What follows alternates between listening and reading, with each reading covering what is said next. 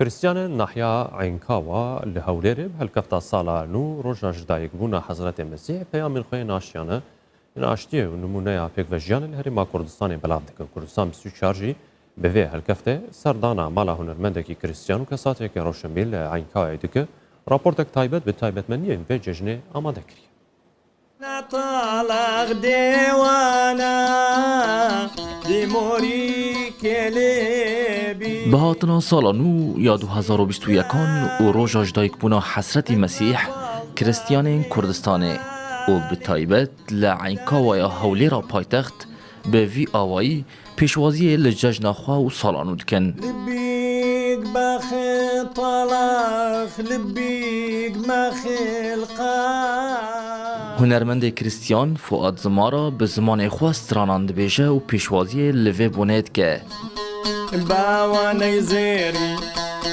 أجدع عيار يا كم بنازو ناسكو ناس دار و هنجاران جی به کردی استراناند بیشه ناسكو ناس دار جورشيم واورا بون خوشيم زوارا گۆرانی بێژێکی ئەنکاوم گۆرانی مەسیحی دەڕێم و حەزەکەم لە ئاشتی بین ئەگەر مەسیحی بی و ئەگەر کورد بی و ئەگەر یەزیدی بی و ئەگەر هەموو دیانێک مەسەرەن دایم لە خۆشی بین و ئەو کڕۆنەش نەمینێتن دووسێ گۆرانیم هەیە لۆ جەژن و گۆرانی شکوریشمەیە لۆ جەژن بەرێ و ئینشاءالله تەواوی دەکەم بەو ڕۆژانە لە ڕۆژی جەژنیا دەچینە کەنیسێ لە ڕۆژ جەژنێ یا لەگەڵ برادەرەکان مەسەن دەچینە جێیەک خۆشی و ئەوەی ڕادەبوێرین بە خۆشی و بە شادی و لەگەڵ گۆرانی و شتێکی ئەوها مەسەن پێشکەش دەکەین لۆ عالەمێ و لۆ برادەران و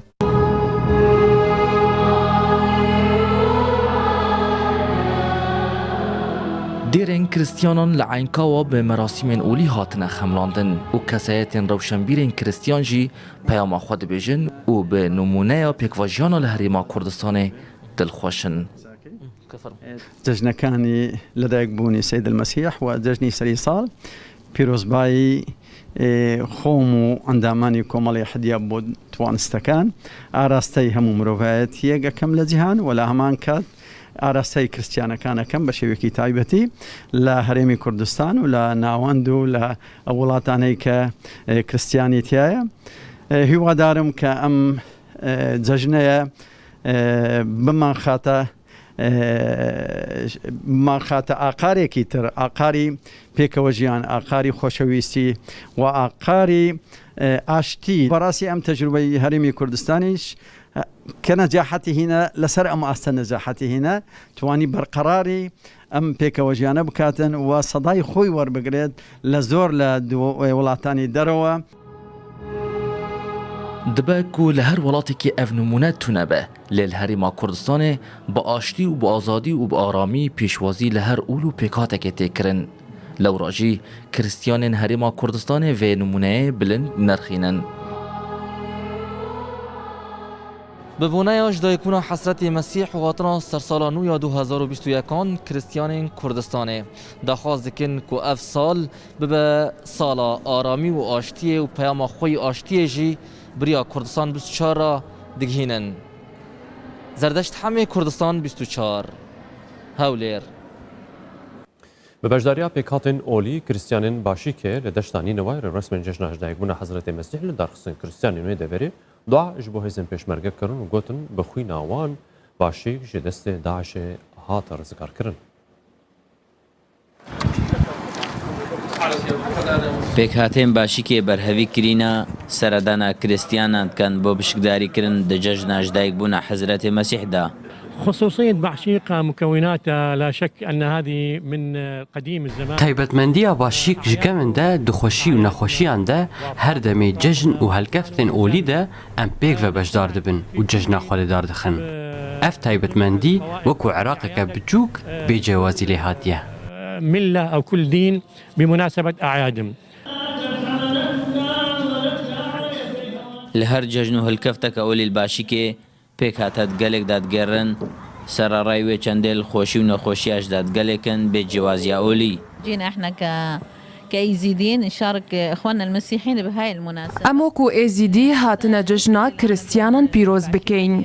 داکو بۆ خەلکێ بسەلمینن باشیک جهێ هەموو ئۆلانە. جێوازیت ناو بەرە ئێزیدی و کریسیان و مسلمانان دانینە. جژنا برایتمەی مەسیحیەکان الهێرە لەبەرە باشیک و ئەحزانی و هەرێما کوردستانی و عێراقی و جیهانی هەمیە پیرۆزیت کەم و داخوازش خودی ئینشەڵڵا ئەفعیدا هەر ساڵ بخۆشی و شادی و بەختەوەری بۆ هەمیە دووبارە بیتن. الڤێ دەڤەرێ دەڤەرامە دەڤەرەکە ئەدوێژێتە عێراقەکە موساغار چونکە هەموو پێکهاتەکانی ئێت مەزهەبی و ئاینی و نەتەوی تێدە دژین. هەرچەندە ساڵێن سەخت و دژوار بسەر کریسیانên باشی کێشدا وەکو جیهێندی هاتن لێ هیوی و ئۆمێد هەبوون و هێزên پێشمەرگەهیژی ژ دوعاەن خۆ بێ بەهەر نەکردن چونکە دەڤەرێن وانش داعشێ ڕزگار کردبوون. الأعياد والمناسبات التي تخص الجميع ده هەموو جژن و هەلکەفتن ئۆلیدە هەمی خەلکن باشیقی ji birayên me yên êzîdî û musulman beşdar dibin û van cejnan lê dar dixin. Ev cejna me hemiyan e. Herwiha divê em hêzên pêşmerge ji bîr nekin û duayê ji bo wan bikin. Ji ber ku wan bixwîna xwe başiq rizgar kirin û xaç li ser vê kenîsê careke din hildan. ورفع الصليب مرة ثانية. ناحیە باشیکێت کەفتە ئالیە باکوورێ مووسل لە دەشتانەینەوە ji kevinda Kiristiyan û êzdî û musulman gelek dadijîn. Derman Baadirî Kurdistan 24 Nahiya Başîk.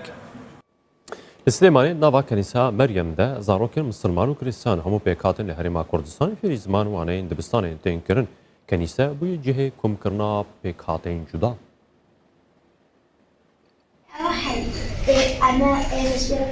پشووی وانەکانیان کردوتە دەرفەتێک بۆ ئاشنابوون لەو شتانەی لە یەکترەوە فێر دەبن. پەیمان و هەنی دەیانەوێت لە دەلالی هاوڕێیانەوە ناوی شتەکانی دەوروبەریان بە زمانی عەرەبی فێر بن. وردە وردە هەوڵ دەدەن دەلالیش فێری زمانی کوردی بێت.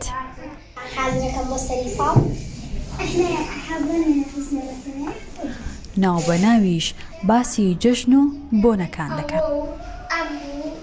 لەگەڵ دەلالە هاوڕێتیمانەیە دەلالیشمان زۆر خۆشەوێ پەیمانیش ئێمە فێری دەلالیەکەین کوردی دەلال فێری ئێماکە عەرەبی ئێمە باسی کوردستانی بۆکەین ئەو باسی شوێنەکەی خۆیمان بۆکە من فێری جەژنەکەی ئەوان بووم و من باسی جەژنی نەورۆز بۆ ئەوەکەم و ئەو پێمەڵە جلەکەی بۆ نەورۆز و من پێڵێم ئاو.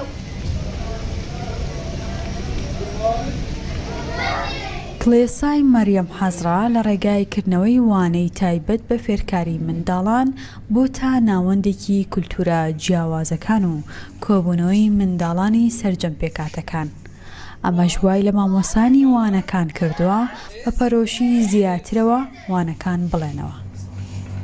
بەو تێکەڵەی کە لە نێوان قوتابیەکانە هەیە ئێمە هەستێکی زۆر باشمانە ینی هەستێکی زۆر خۆشمان پێبەخشەیە کە بۆ نمونە کورد و عەرەبیە هەر زمانێکتر بەیەکەوە تێکەڵە بن و کللتوری یەک وەرەگرن و ئەبن بە برادەرە ئەوەش پاڵنەرێکە بۆ ئێمە کە ئەوەندەی تر ینی زیاتر پەرە بە فێربوونی ئەوان بین زیاتر لەگەڵیانە هەوڵ بین.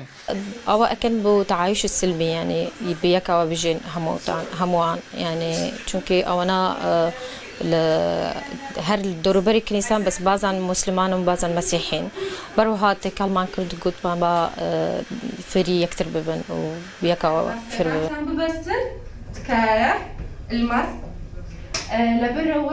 وانەکان بە ڕێکارە خۆپارێزیەکان دەوترێنەوە.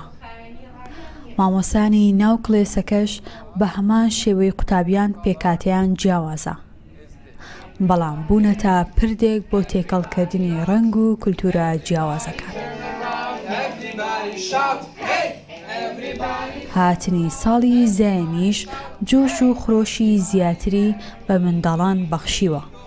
پێکەوە خۆیان ئامادە دەکەن بۆ هاتنی ساڵی نوێی زاینی. لالیا کەمال کوردستان 24 سلێمانی. کەسەکان و شان بەشدار پێشکەش کرد